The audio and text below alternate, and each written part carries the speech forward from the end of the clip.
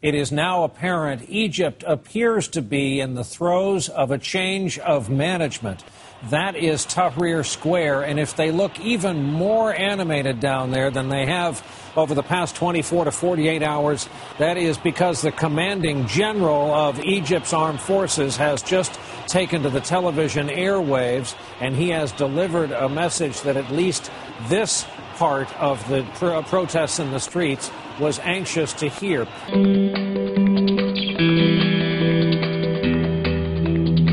Central Cairo erupted into scenes of celebration following the ousting of President Morsi. Fireworks and flags were in abundance, with cheers and the chanting of pro-army slogans from those who had camped out in Tahrir Square since Sunday. This is the happiest day of my life because Morsi has left. He's a traitor, and I will now forget his name because he didn't do anything good for me or for the country.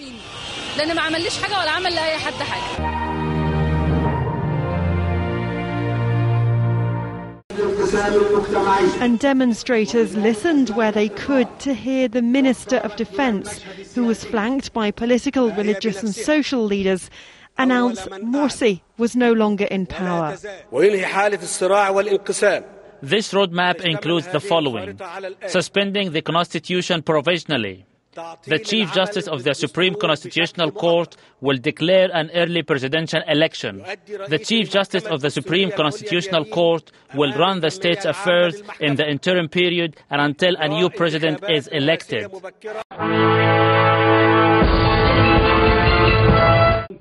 I am still the President of Egypt, and all of us must respect the Egyptian constitution.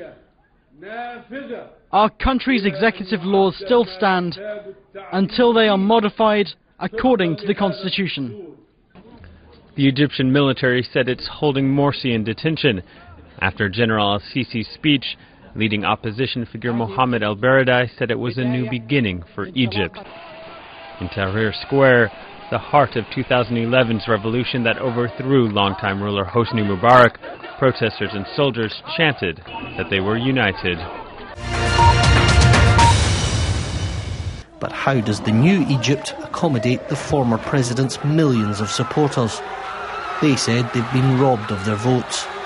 This is my president, this is my democracy that I fought about 60 years or 80 years to have it. Now I leave it and go home? No. It is my chance. It's thought the former leader is being held by the military. His election a year ago was meant to be a new beginning for Egypt, but that revolution proved to be a false start. The question for Egypt is, this time, will they get it right?